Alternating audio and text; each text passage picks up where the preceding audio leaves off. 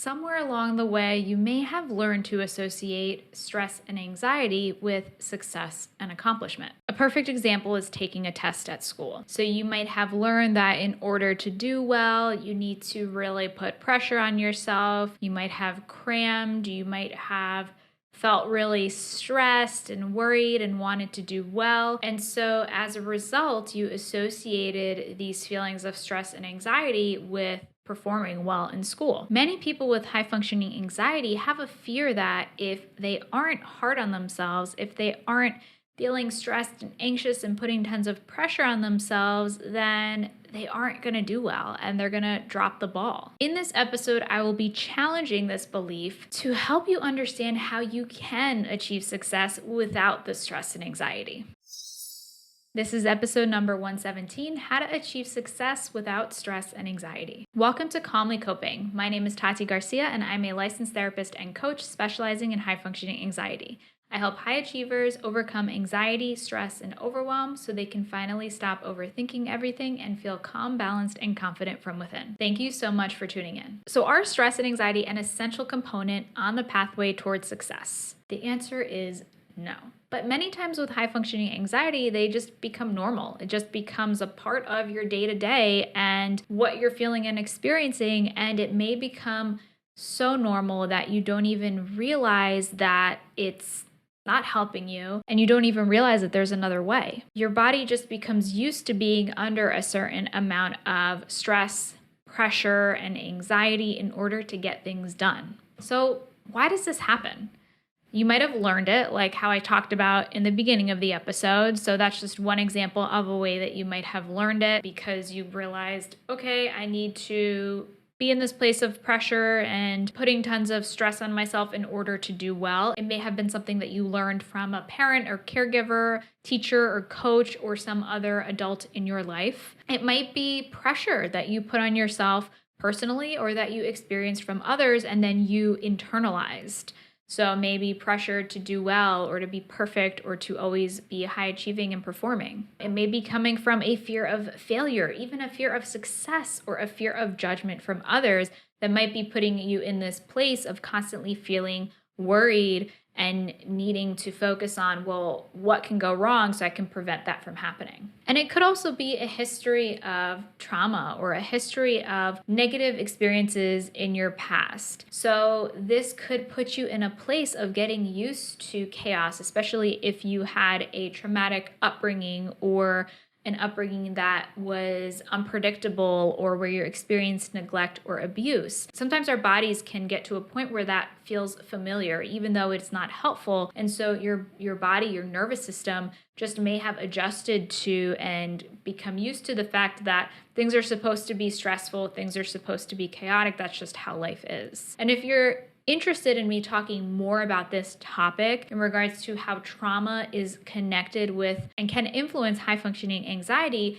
then I'd love to hear if you'd want to hear more about that. If you want me to make a podcast episode on this, you can leave me a comment if you're watching on YouTube or if you're in the Facebook community, or you can also send me a DM on Instagram at TatianaGLPC or email me, whatever your preferred method of communication is, and let me know if this is a topic you want to hear more about. So first, let's talk about what does it actually mean to achieve success. So ultimately, I think that this is highly personal, and it's really going to depend on what is important to you. What are your values? What do you want in your life? So it's really going to be different for each and every person. So one person's definition of success may be luxury and making tons of money and having tons of possessions and whatever that might look like. And then another person's vision of success may look like being able to travel the world and have flexibility and freedom. And another person's vision of success may be having a healthy and loving family. And maybe your vision of success includes all of these things. There's no right or wrong vision of what success is. I think many times there are these societally accepted versions of what it means to be successful. And you may have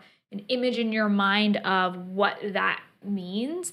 However, this doesn't mean that that's what success actually is or what it looks like for you. Although these may be the images or the associations we've seen throughout our lives growing up or that you've experienced, it doesn't mean that that has to be what success means for you. So it doesn't have to mean that you have a college degree or that you've graduated high school or that you have a successful career or that you're making tons of money. It could be feeling financially secure. It could be having a loving family. It could be having a supportive group of friends. It could be having a career that you enjoy, or it could be having a career that brings you fulfillment, or it could be a career that just helps you to support yourself, support your family. I could go on and on about what the different versions of success might mean, but ultimately, like I mentioned, it's personal for each and every one of you. The thing is that success can be internal and it can be external. So that external success are those things that I just talked about. But the internal success can be how you're feeling and if there's really alignment between what you have externally and how you feel. And so one thing that we know about high functioning anxiety is that there is that misalignment between what you're showing others and how you appear on the outside and how you actually feel on the inside. So I think one intention of success can be to have these be more aligned. Can you have it be so that what you're showing on the outside and how you appear on the outside is more in line with how you're feeling on the inside. And, one question that I think can help you assess this is, are you chasing external success at the expense of your internal state of mind, your mental health, your happiness? And so that's one thing that I think is applicable when it comes to achieving success without the stress and anxiety. Those two things don't have to be mutually exclusive. It doesn't have to be either I'm successful or either I'm happy. You can have both. And, there's plenty of people who are successful and aren't happy and vice versa. So when you can have that matchup, that is obviously ideal. When you're chasing the external success at the expense of your internal happiness, this can then result in you getting to that place where maybe you're successful, but you're not happy. And so we want to work on having them both be balanced so that you can care for your mental health and your self-care and let go of that stress and anxiety while still working for the things that are important to you. Next, I'm going to talk about how you can actually achieve success without the stress and anxiety. But first, I want to talk about the sponsor for this episode, which is my high functioning anxiety quiz. So if you haven't taken the quiz yet, if you're not sure if you have high functioning anxiety, or if you're just curious to see what it tells you, you can go to hfaquiz.com, take the interactive quiz, and you will get immediate results, letting you know what your results are along with specific action tips and feedback, as well as resources to help you to take the first steps depending on what your results are. Again, you can find that by going to hfaquiz.com. So now, how to achieve success without the stress and anxiety. So tip number one is totally cliche, but it's to focus on the journey and not the destination. So like I just touched on before, if you're only focused on, okay, when I achieve this, I'm going to be happy, or, I just need to get to this point and then everything's going to be okay, or whatever that might sound like for you, then you're constantly going to be in the place of chasing one thing after the next. And so when you're able to focus on enjoying the present moment, enjoying the journey, that's going to make it so that you're going to achieve your goals, but you're also going to actually enjoy yourself. And who doesn't want that, honestly?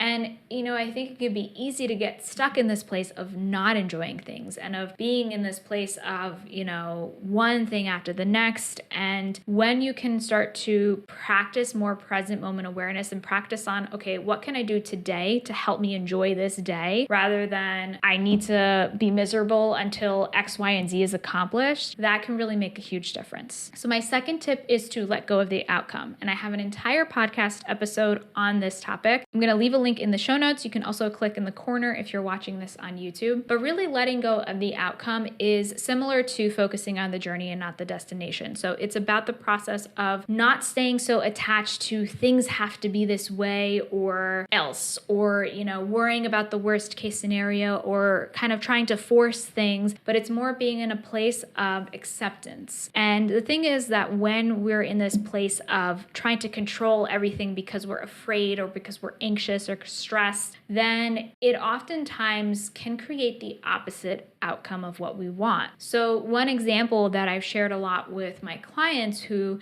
are dating. So they might have these expectations of, I really want to find the person that's right for me and I don't want to waste my time. And so this is really important to me because maybe they have a timeline because they want to have a family before they reach a certain age. And so then sometimes it can feel forced when they're talking to people to begin with or going on dates. It can feel like, well, this needs to happen or else. And so sometimes that can come across, even if you're not aware of it, in the way you're presenting yourself. So you might come across as being more inauthentic and being less comfortable being yourself because you're not comfortable in the situation and you're just focused on, well, this needs to happen, rather than being open to just being comfortable and allowing what's going to happen. And so this can be, I think, sometimes a simple situation to understand, to help you to understand that process of letting go of the outcome, because it's not that you're going to stop caring about what's happening, but you want to focus on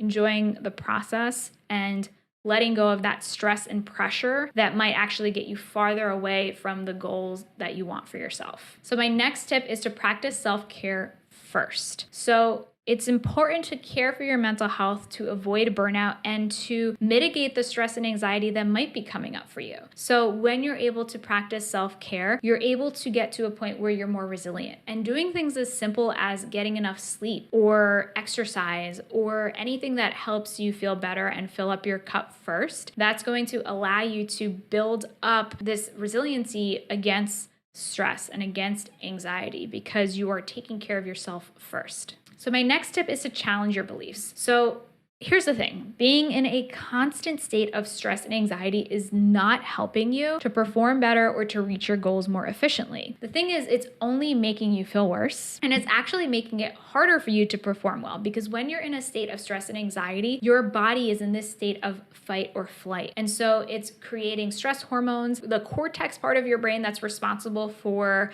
complex thinking, decision making, and other things that are important for you to accomplish the goals that you have, to focus, to be present.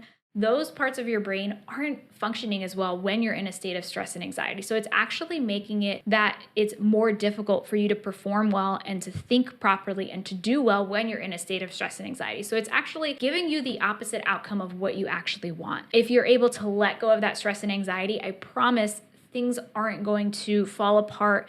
The world isn't going to end. You're actually just going to get to a place where you can think better and perform better because you're not in this place of heightened survival mode. And my next tip is to recognize the stress, worry, pressure, and inner critic. So recognize when this part of yourself comes up and practice letting it go. One way you can visualize this is kind of like shedding off a layer, taking off your jacket and setting aside that stress and pressure and saying, I'm going to leave you to the side right now and I will come back when I need you. Or, if you're doing something important, setting it aside, letting it go, and seeing what that feels like for you. Sometimes these practices of visualizing these things can seem strange, but they can be helpful for certain people. And, just communicate with it. Let it know, I know you're worried right now. I know you're concerned for me, but I don't need you. I can do this on my own. Kind of practicing that self-talk of being your own cheerleader, being your own support can be helpful in those situations. And my next tip is to learn how to cope with stress and anxiety when it does come up. So identify what are the things that help you manage that stress in the moment. So maybe it is meditation or deep breathing or going for a walk or venting your thoughts or feelings with a friend, partner, colleague. Identify what it is that helps you personally so that you can know what are your go-tos in the moment and what's going to help you to de-stress and to feel calmer and more prepared for whatever is going to come your way. So your action tip for this episode is to journal on what success looks like for you personally. I think that's a great way or a great place to start thinking of what does this actually mean to you? Sometimes we spend so much time in the autopilot of life and the day-to-day that we don't actually stop to reflect upon what is it that I actually want? What is it that my values are? What is it that's important to me in my life? And then what tangible things you can do to let go of the stress and anxiety that's coming up for you. And if you want to continue the conversation, then you can leave a comment below if you're watching on YouTube or head over to my free Facebook community for high achievers with high functioning anxiety, Calmly Coping, by going to calmlycoping.com/group. And let us know what you think. Are stress and anxiety necessary to achieve success? And while you wait for next week's episode, I have other episodes about decreasing anxiety, adopting a healthy mindset, and managing your time and energy, so you can check out these episodes right here. Thank you so much for tuning in today, and until next time, be calm.